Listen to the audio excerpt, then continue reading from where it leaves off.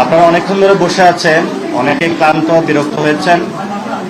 আমি সীমান্ত এলাকায় গিয়েছিলাম, শূন্য রেখায় যেটা সেখানে হলো ধান ক্ষেতের মধ্যে ভারত হলো পুশিং করতেছে বাংলাদেশে, এবং খুবই মানবেতর জীবনযাপন করছে তারা। যেখানে হলো তারা বাংলাদেশিদের কাছে খাবার চাচ্ছে, কেউ পানি চাচ্ছে। তো সেখানে আমরা যেটা দেখেছি, বাংলাদেশ সরকারকে আমরা অনুরোধ জানাবো বা পরামর্শ দিব, বিজিবিকে শক্তিশালী করতে হবে। আমরা ইতিমধ্যে দেখেছি আমাদের বিজিবিতে ড্রোন ডেপ্লয়মেন্ট হয়েছে, বিভিন্ন নতুন ভেহিকল পেট্রোল কার ডেপ্লয়মেন্ট করেছে সরকার। প্রায় 60,000 বিজিবি হলো বর্ডারে ডেপ্লয়মেন্ট হয়েছে। আমরা মনে করি সরকার আরও শক্তিশালী পদক্ষেপ নেবে, কারণ আমাদের বিজিবিকে যদি আমরা শক্তিশালী না করতে পারি তাহলে পুশিং রুখা আমাদের সম্ভব নয়। দ্বিতীয়ত যে বিষয়, আমরা পুরো বাংলাদেশের জনগণকে আহ্বান জানাবো, সীমান্ত এলাকায় আপনারা বাংলাদেশের পক্ষ থেকে একটা মানব প্রাচীর তৈরি করেন। এই মানব প্রাচীর ভেদ করে যাতে ওই পার থেকে কোনো সন্ত্রাসী, স্মাগলিং অথবা যারা চোরাচালান করে বাংলাদেশের অভ্যন্তরে ঢুকে ক্রিমিনাল অ্যাক্টিভিটিস না করতে পারে, সেই ক্ষেত্রে আপনারা যথাযথ ভূমিকা নেবেন এবং আমরা আশা করব সরকার এই বিষয়ে উদ্যোগ নেবে।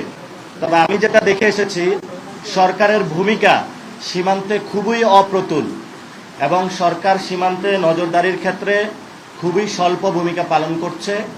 এবং এই ক্ষেত্রে 3 জন মন্ত্রী বক্তব্য দিয়েছেন। স্বরাষ্ট্রমন্ত্রী সালাউদ্দিন সাহেব বলেছেন ওইখানে লেথাল উইপনে যে হত্যাকাণ্ড হয় এটা বর্ডার কিলিং না, কিন্তু উনি যে বক্তব্য দিয়েছেন এটা সত্য নয়, সেটা আমরা প্রত্যাখ্যান করছি। দ্বিতীয়ত শামা ওয়াহেদ, উনি একজন প্রতিমন্ত্রী, উনি যে বক্তব্য দিয়েছেন যে তাদেরকে 12টা চিঠি দেওয়া হয়েছে, তারা রেসপন্স করে নাই।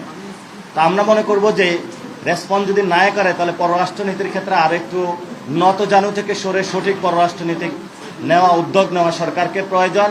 ওই একটা চিঠিতে সাথে সাথে শেখ হাসিনাকে একটু ফেরত চাওয়া প্রয়োজন। লাস্ট যিনি ডক্টর জাহেদ একটি বক্তব্য দিয়েছেন, সেখানে উনি বলেছেন সীমান্ত হত্যা ভারতের আভ্যন্তরীণ বিষয়। আমরা সর্বত এই বক্তব্য প্রত্যাখ্যান করছি, কারণ আপনার সীমান্তে যখন উত্তেজনা হচ্ছে, সেখান থেকে অবৈধ বাংলাদেশি বলে আমাদেরকে পাঠানো হচ্ছে বাংলাদেশে, তাহলে উনি যে বক্তব্য দিয়েছেন এটা শুধু ভারতের আভ্যন্তরীণ বিষয় নয়, এখানে বাংলাদেশের মানুষের জীবন সংগ্রাম, বাংলাদেশের সার্বভৌমত্ব জড়িত রয়েছে। আমরা সরকারকে বলবো দ্রুত উদ্যোগ নেওয়ার জন্য, এবং 32টা জেলা ইনশাআল্লাহ একযোগে পুরো বাংলাদেশের সীমান্তে আমরা প্রতিবাদ সমাবেশ করব, মানব প্রাচীর তৈরি করব। বাংলাদেশ আবার দেখিয়ে দিবে 71 সালে যেভাবে হলো আমরা বাংলাদেশের সার্বভৌমত্ব রক্ষার জন্য ঝাঁপিয়ে পড়েছিলাম, তেমনিভাবে এই সময়ে যদি কোনো রাষ্ট্র, সন্ত্রাসী গোষ্ঠী বা সন্ত্রাসী বাহিনী বাংলাদেশের সার্বভৌমত্বকে লঙ্ঘন করতে চায়, আমরা হলো আমাদের সর্বোচ্চটা দিয়ে বাংলাদেশের মানুষকে নিয়ে ঐক্যবদ্ধভাবে আমাদের সীমান্ত রক্ষা করব। আসসালামু আলাইকুম।